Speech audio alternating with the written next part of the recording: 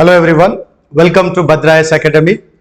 Today in this short video we are going to look into some MCQs, multiple choice questions from the topic called Union Budget 2024-25. This is not a video about the budget analysis. This is mostly how to expect, anticipate, how to prepare questions from the budget related topics. Okay, so I have prepared some questions, both static related to budget as well as from the budget itself. Some of the MCQs I have given here. So today we are going to discuss one by one.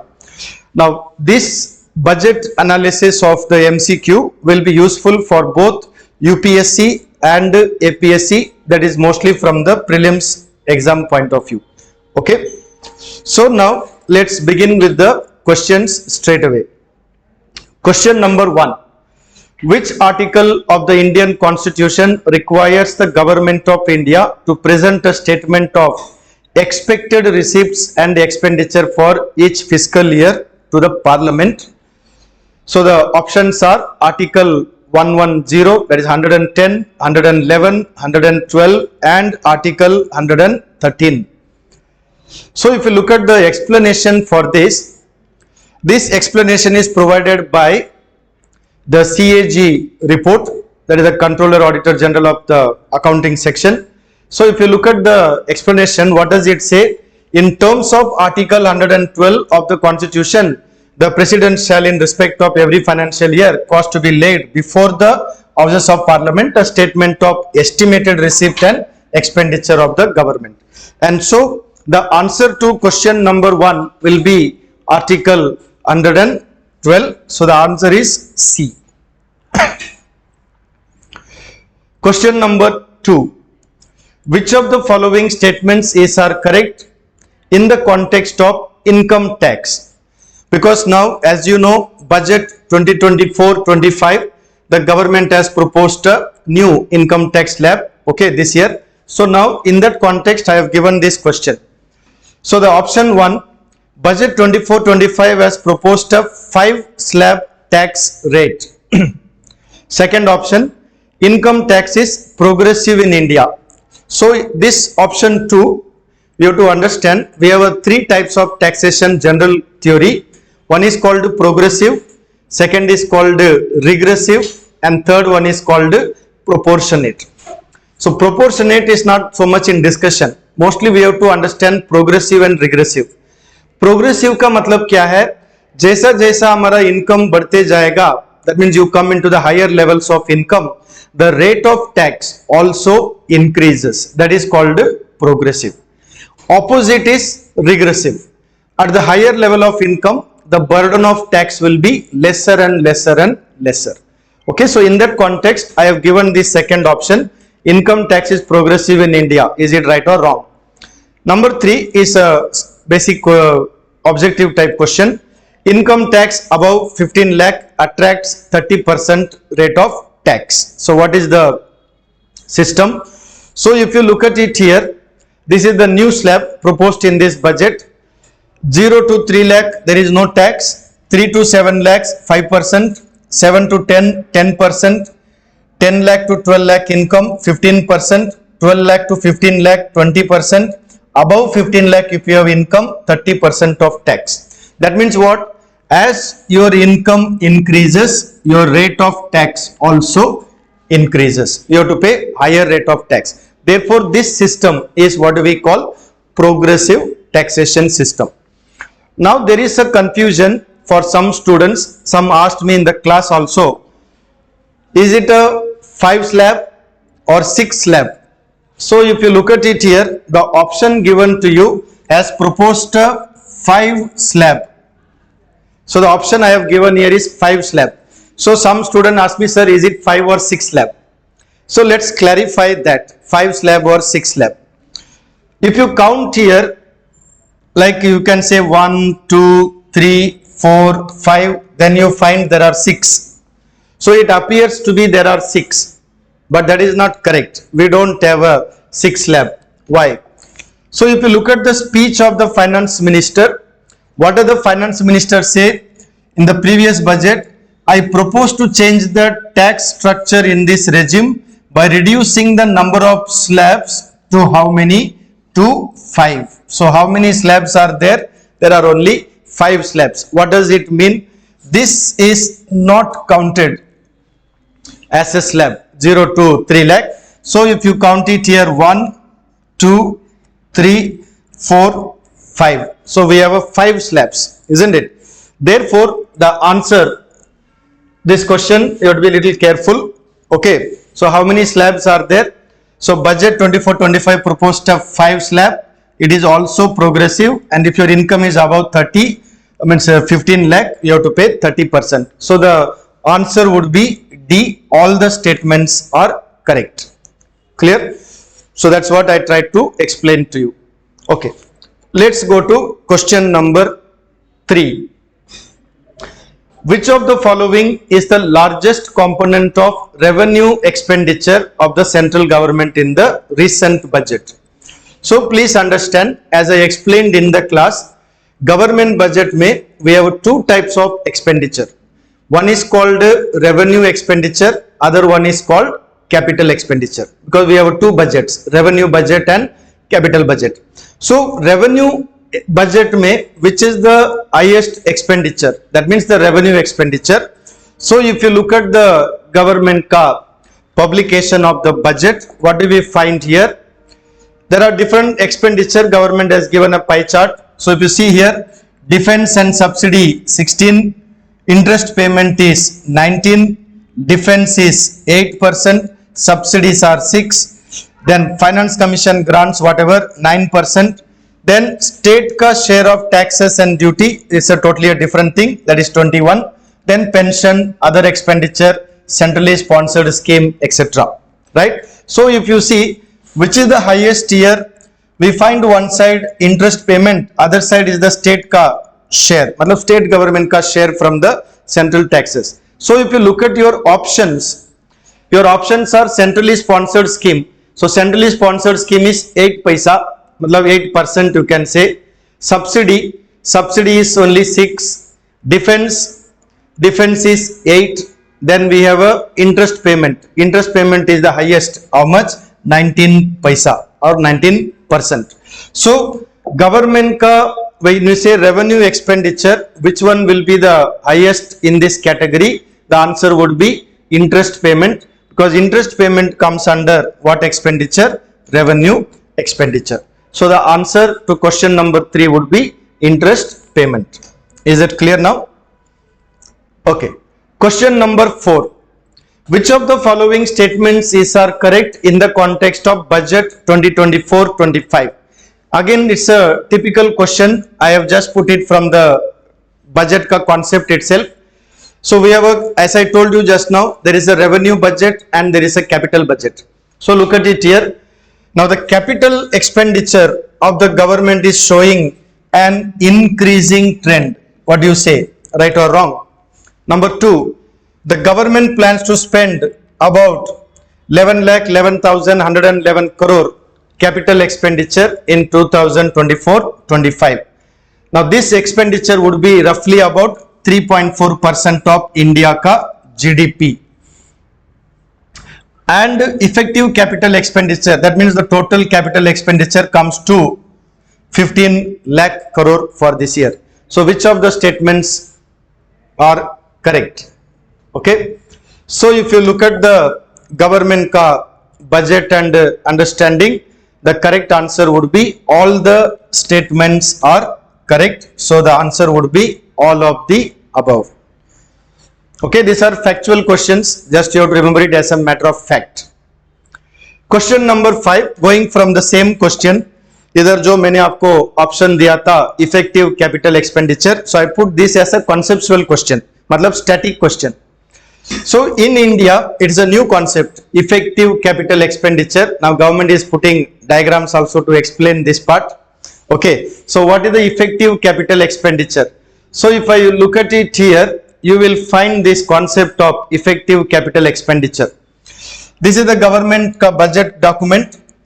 In the budget document, this line what you see here, this is what we call effective capital expenditure. Okay. Now what is the effective capital expenditure? It is a combination of these two, this blue plus this, okay, yellowish, brown, whatever. Now this blue color is this one, what we call capital expenditure made by the central government. Okay, normally here there is a one technical problem. What is the problem? जब central government grant in aid देता है, say to a state government also, the grant in aid typically goes into revenue expenditure. But if the state government uses that money, at least some part of the money, to construct a bridge or a road or a school or hospital, that is considered as a capital expenditure. So it cannot go into revenue budget.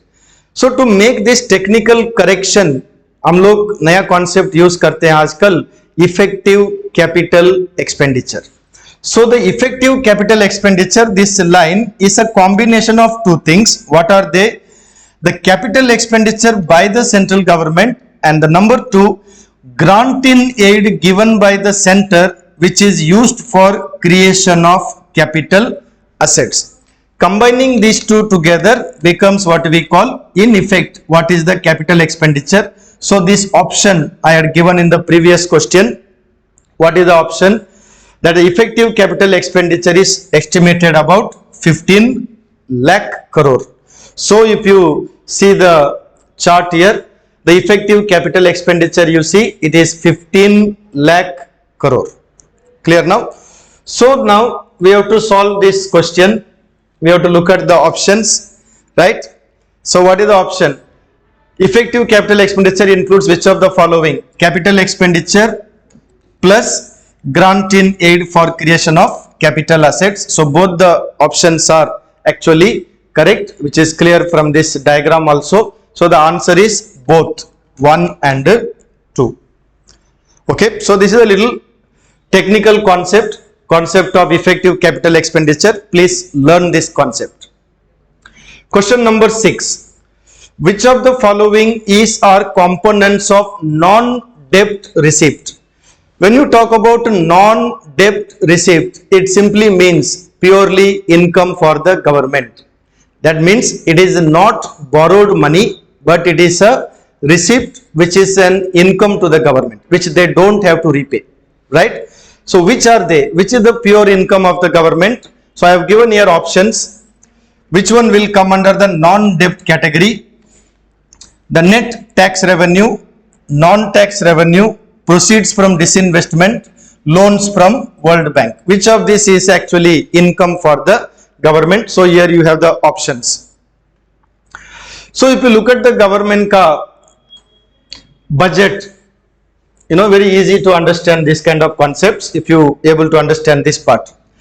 Corporation tax is a tax income, income tax also tax income, custom also tax income, excise also tax income, and GST. All this comes under one option given in your question. All this will come under one option given in your question. What is that option? That option is the net tax revenue. This is all called net tax revenue. Which are they? The net tax revenue, all these: corporation tax, income tax, customs, union excise duty, and the GST. The second option here is non-tax revenue. So if you look at the pie chart given by the government, here you have non-tax receipts. The non-tax revenue, that is this one, this green one. And number third option given here is proceeds from disinvestment, what I have given in detail, but here in this chart they have given as a non-debt capital receipt. Why? These are considered to be revenue receipt, and this small color here you see, this is what we call non-debt capital receipt. So total, when you say non-debt receipt, it goes from here all the way up to here. This entire slice is the non-debt receipt of the government. This is what we call debt. That means borrowing and other liability. Okay. So if you look at the answer, therefore, what will be the answer for this question? The same thing.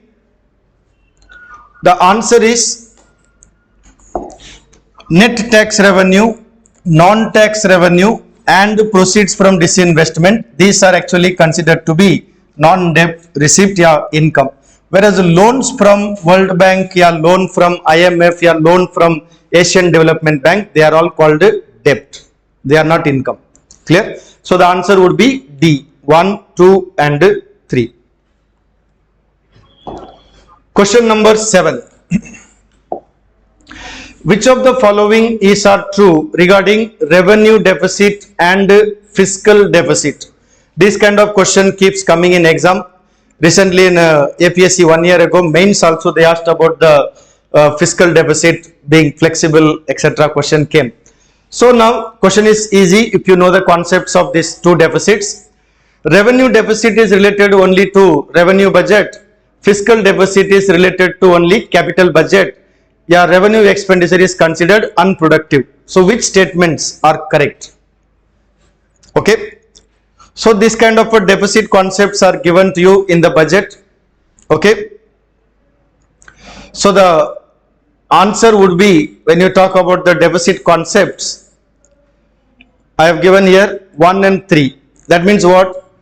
Revenue deficit is related to only revenue budget, whereas fiscal deficit is not only capital budget, it includes both revenue and capital. So this is wrong. Revenue expenditure is considered unproductive. Yes, unproductive means we don't say it is useless.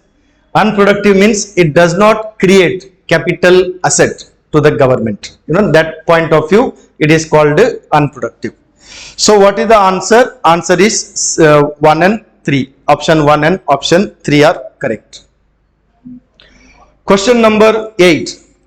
This is the very recent one, very much discussed in the parliament also. That is the concept of capital gains tax. What is the capital gains tax? Suppose you purchase a share from the market, you purchase it, say 1 share ka price 1000, and then you sell the share for 1,500. Okay, like that, say you sell hundreds of share or thousands of share. That means what? You are making lakhs of profit, what we call gain in your investment. So what does the government say? If you are buying something at a lower price and selling the same thing at a higher price, you are getting a capital gain. On that capital gain, you have to pay a tax. Now that tax is what we call capital gains tax. Clear? So please learn these terms. Exam mein these and all can be asked for the prelims. Now what is the government announced in this budget are the changes in the capital gains tax. Very much discussed and debated in the parliament also. Right? So if you see here, short-term capital gains on certain financial assets shall henceforth attract a rate of 20%. This is for short-term. And long-term gains will be attracting 12.5%. Okay. Now listed financial assets held for more than a year will be classified as a long-term. So that means what? If you have a financial asset like a share or whatever, if it is of a listed company and you hold it for more than 1 year, then you can consider it as a long term. So your tax will be 12.5%. Okay. The limit of exemption of capital gains on certain financial assets has been increased from 1.25, means from 1 lakh earlier, now they have increased to 1.25 lakh. That means what? If you make a profit of 1.25 lakh by buying and selling of all this, you don't have to pay the capital gains tax. So the point is now, which are the statements are correct, which statements are wrong. Okay, so before that we need to understand certain terms used in this option. So here we have one small concept called financial asset. Then here you have another concept called non-financial asset. So what are they? Financial asset and non-financial asset, right? So if you look at it here, financial assets, what are they? Generally what we call, what we buy in the market, like financial investments like purchase of bonds, yeah, shares, okay, yeah, cash equivalent, yeah, derivatives and futures and options and all these kind of things. These are all what we call financial assets. Opposite of that is the non-financial assets. Some people also call it as a physical assets. What are they? Real estate like land, flat, okay, yeah, livestock, yeah, precious metals, even collectibles, yeah, oils, and also here you can add what we call intellectual property rights. They are also come under this kind of a thing. So you see there are various kind of things that we have this financial and non-financial category. So the point is what? Government is imposing capital gains tax on both financial assets as well as the non-financial assets. So these are the small terms which you can look into any financial websites also you will find them.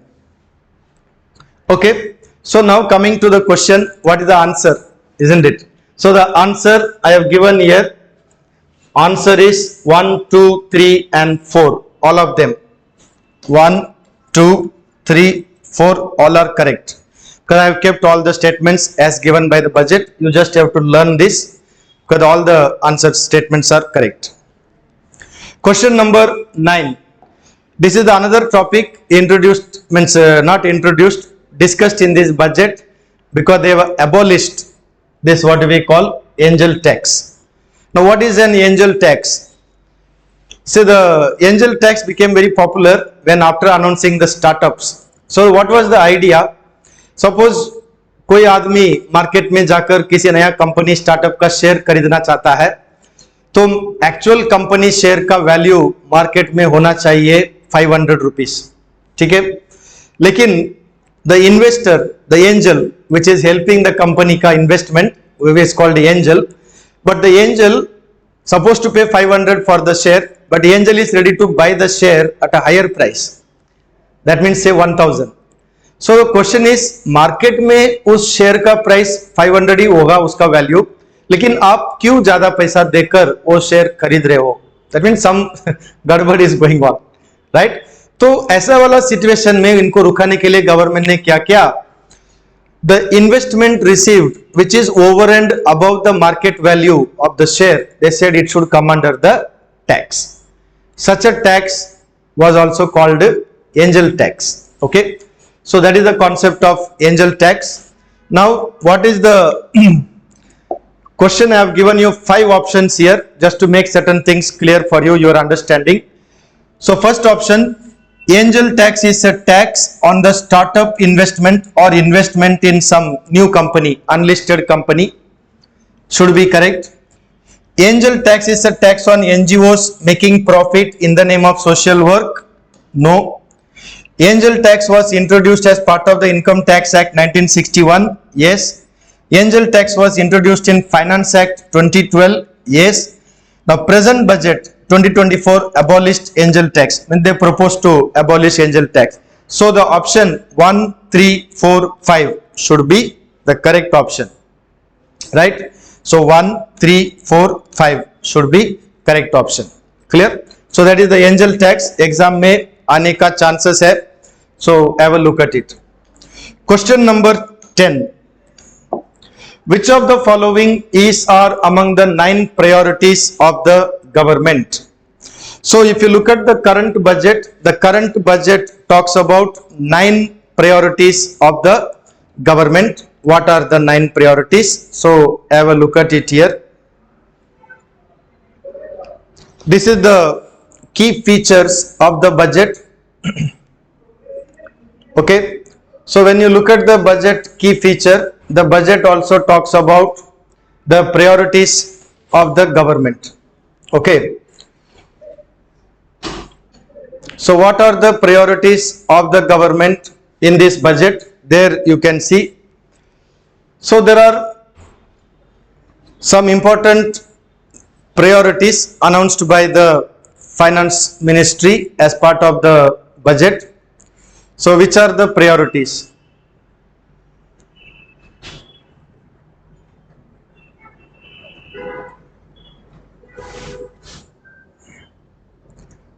So if you look at the budget, they have given different section. These are the budget ka theme. There are 4 major theme. Then comes the priority. So if you look at the priority number 1 is here. That is what we call productivity and resilience in agriculture. Then you have priority number 2. That is the employment and skilling. I have given this as an option for you. Then you have priority number 3, inclusive human resource development and social justice. So all the priorities are numbered here. So like this, how many priorities are there? There are 9 priorities are given by the government. So if you look at the, so let's close this. We'll go back to the, so the same question. So if you look at the question number 10, which of the following is or among the 9 priorities of the government? So I have given some options here. So the right answer would be option 1, 2 and 3. That is employment, inclusive human resource development, urban development. This gender budget is not there. Because this kind of question prelims may you might get it, just be prepared. So go through the budget ka 9 priorities. Even mains it can be asked. Okay, question 11. This is very simple. Which of the following statements is are correct with regards to the GIFT International Financial Services Center, that is IFSC? It has been talked quite some time. So what is the answer for this? GIFT IFSC is a multi-services special economic zone. Government of India operationalized GIFT multi-service in April 2015. So the answer is both 1 and 2. Okay. Question 12. Pradhan Mantri Janajatiya Unnat Gram Abhiyan focus on improving the socio-economic condition of which of the following? Adivasi, tribal, ya hill region, ya minority. Which of the following? So if you look at it here, the budget statement says this scheme is for the socio-economic development of tribal community. Okay, so the specific focus is on tribal community. They said about 63,000 villages will benefit and 5 crore tribal people also might benefit from here. So the answer would be this scheme is for tribal community socio-economic development. Question number 13. Budget 2024-25 announced to establish more than 100 branches of which of the banks in Northeast? So it is specific to our Northeast region. So which bank government is promoting? Matlab to have a 100 more branches. So we have a Assam Gramin Vikas Bank, State Bank of India, Punjab National Bank, India Post Payment Bank. So the answer would be surprising. It is the India Post Payments Bank which the government is promoting. So the answer would be the India Post Payment Bank given in the budget. Question number 14. Which of the following is are true in the concept of cervical cancer? This was discussed in the interim budget. Okay, so this is simple, just a factual data. So the answer would be option 1 and option 3, because cervical cancer is the second most common cancer among women in India according to some research and survey and all. Okay, this I have just kept as an extra question just to keep in mind. Question 15. This is the government ka popular scheme, what we call Mudra Yojana. So this question is from the Mudra scheme. Option 1, the limit of Mudra loans will be enhanced to 20 lakh from the current loan of which is given about 10 lakh. Second, it is only for those entrepreneurs who have availed, means who have taken loan and successfully repaid the previous loans. Under what category? Tarun category. Option 3, the limit I have given here, instead of 20, is it 50 from the current 25, or is it instead of Tarun, is it Shishu category? Because there are different categories. There are 3 categories are there. Okay, so we have Shishu, Kishore, then Tarun. 3 categories are there. So just you need to be familiar. So if you look at the government ka budget, it says the limit will be increased to 20 lakh from the 10 lakh. Okay, and there are loans given three categories: Shishu, Kishore, Tarun. Okay, so be familiar with these basic concepts about the scheme, because scheme based question APSC में आजकल ज़्यादा पूछा भी जाता है. ठीक है. So what is the answer? Answer would be 1 and 2. So it is not a Shishu category. This is also wrong. Only 1 and 2 are correct. Clear now? Okay. Question number 16. Which of the following is or true regarding PM Vishwakarma Yojana? This also you must be familiar. Okay. So it provides end-to-end support to artisans and craft people. It is launched in 2023. It provides recognition to artisan craftsmen through Vishwakarma certificate and ID card. So all the three statements are correct. Question number 7. This topic is quite important. It is called Atmanirbharta for oil seeds. Why oil seeds? If you look at our Indian export import and the report, India is the largest importer of oil seeds, that is for food consumption. Okay, and so we have a problem here. Government is now trying to promote the production of oil seeds in locally. So which oil seeds are covered here? So I have given here option 5, 1, 2, 3, 4, 5. Mustard, groundnut, sesame, then soya bean and sunflower. So the answer is all these. Okay, so all of them. So the answer would be all of them. So this you remember, exam may, even for mains exam, this kind of question might come, that India is still not self-sufficient in edible oil, oil which we use for food consumption. Question number 18. This is simple. The term Lakhpati Didi is associated with what?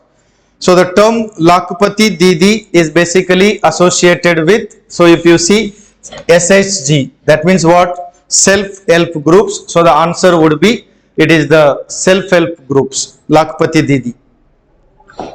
Okay. Question number 19. This is the new announced in this year, second budget of 2024-25. This is about the critical mineral mission of India. So the critical mineral mission focuses on which of the following?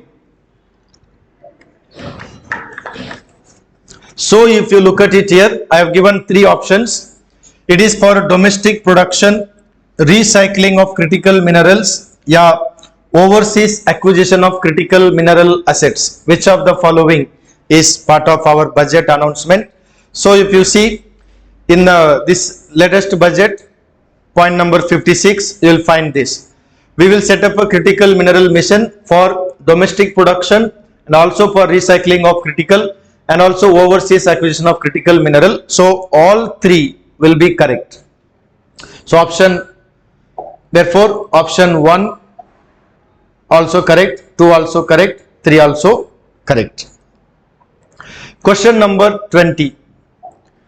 Which of the following is are correct regarding fiscal deficit cut trend in India? So if you see, fiscal deficit has been increasing since 2021-22. Yeah, fiscal deficit has been reducing since 21-22. Yeah, fiscal deficit target is 4.5% of GDP by 2025-26. So what do you think? So you have to look at here. If you look at this chart given by the government, the budget on fiscal deficit, you see fiscal deficit was going down. Then because of COVID, fiscal deficit climbed up very much, 9.2. But the question what I have given is here, since 21-22, means after 21, what is the situation?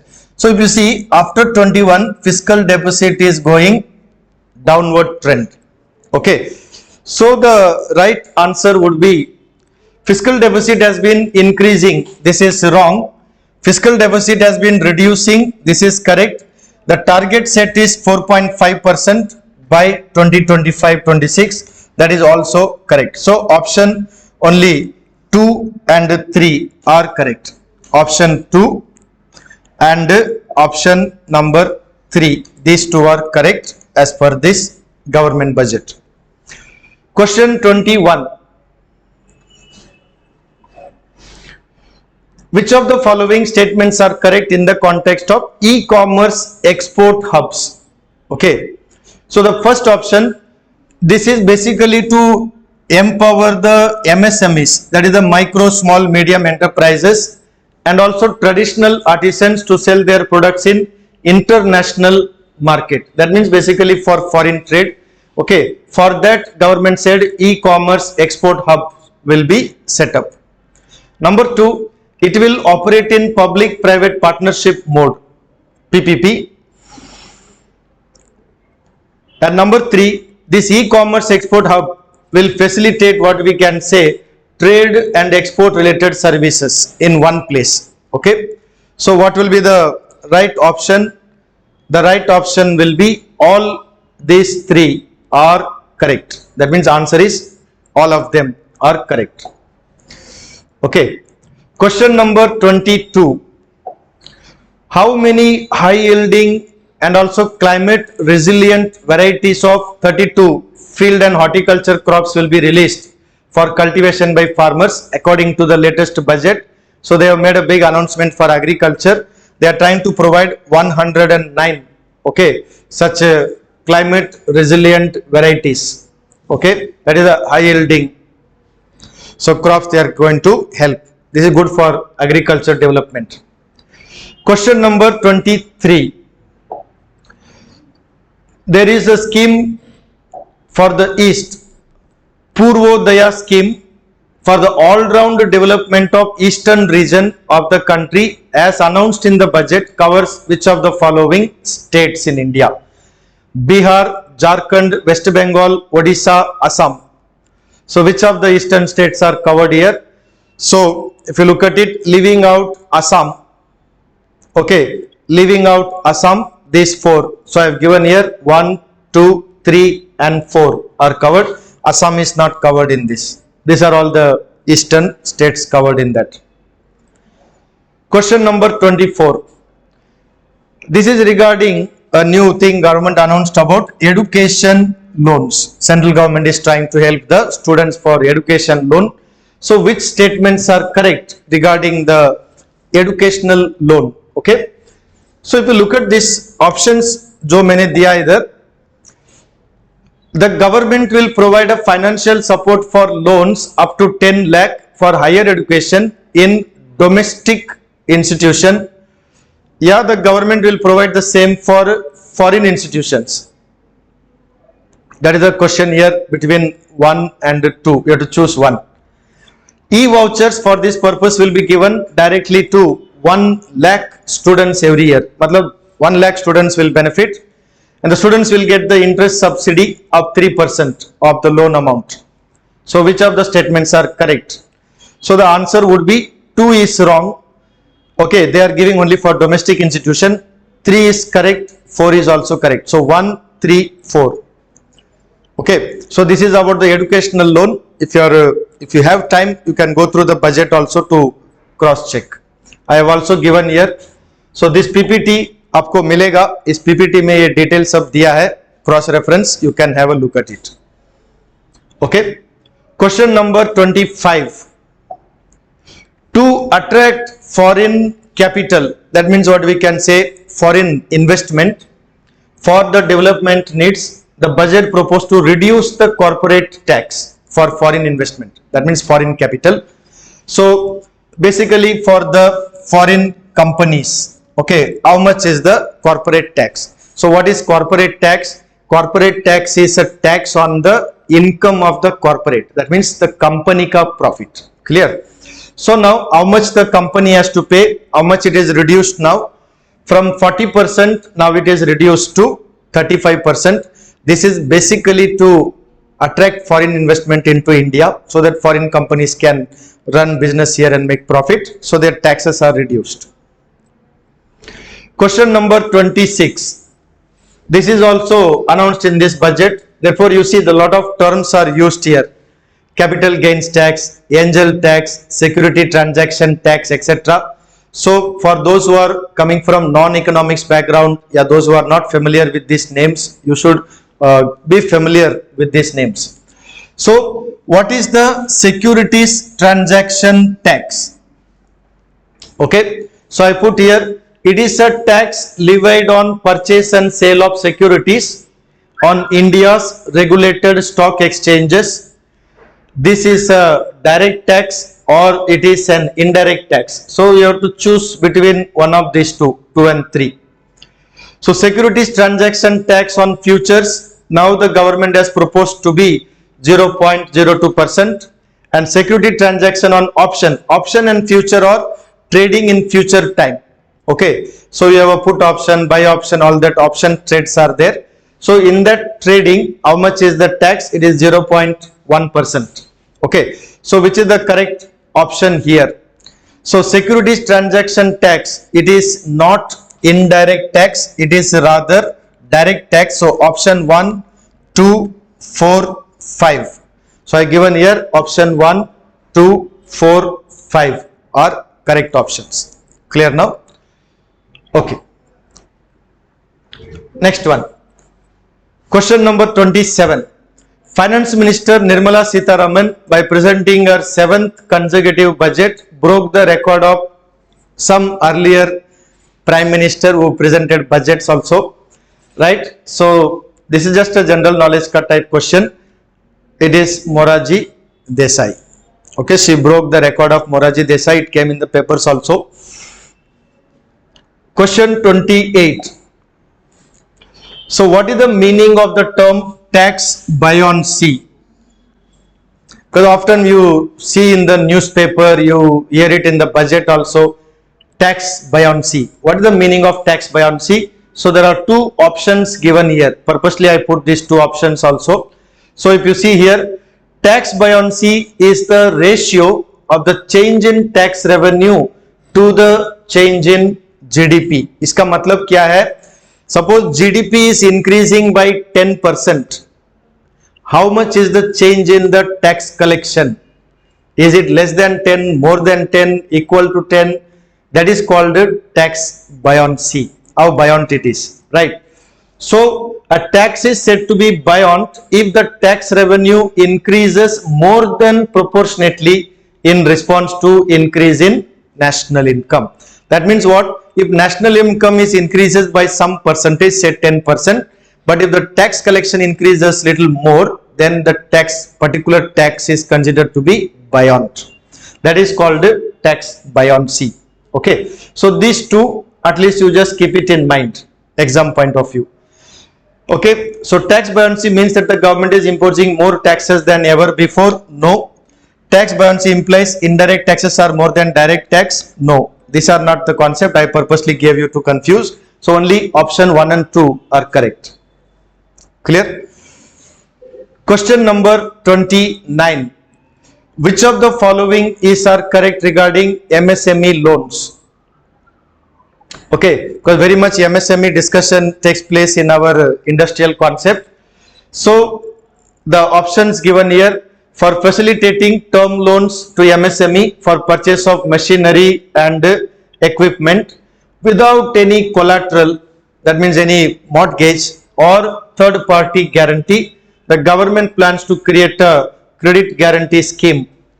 So the scheme will operate on pooling of credit risk of such MSMEs, and there is a separately constituted self-financing guarantee fund will guarantee cover up to 100 crore. So all the statements are correct, because I don't want to put a wrong statement here. You can just learn as it is. Okay, these are just facts. Question number 30. Which of the following are correct regarding stamp duty? So stamp duties are levied by the central government. The states collect and appropriate stamp duty in terms of the provisions of Article 268. Finance Minister, Government of India, has prepared a draft Indian Stamp Bill 2023 to replace the old Stamp Act 1899. Or stamp duty is an indirect tax. These are the options. Okay. So if you look at these options, stamp duty is a direct tax. It is not an indirect tax. So I have given here option 1, 2, 3. 1, 2, 3. These are correct. Clear? So I try to give you 30 questions, okay, for your prelims preparation from the budget.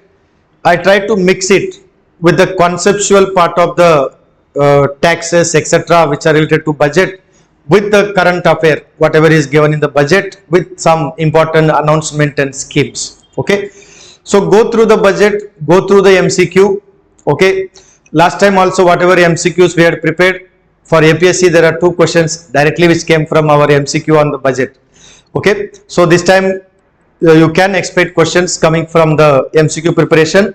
So for any other information, if you want to contact Bhadra IAS Academy, you can call us at 8638391721. Okay, so that is our contact number. You can contact, you can get the details about Bhadra IAS Academy. If you have any query, you can kindly contact on this number. So thank you, and we'll see you very soon with some other videos for your study purpose. So as of now, this is the MCQ on the budget 2024-25. Thank you.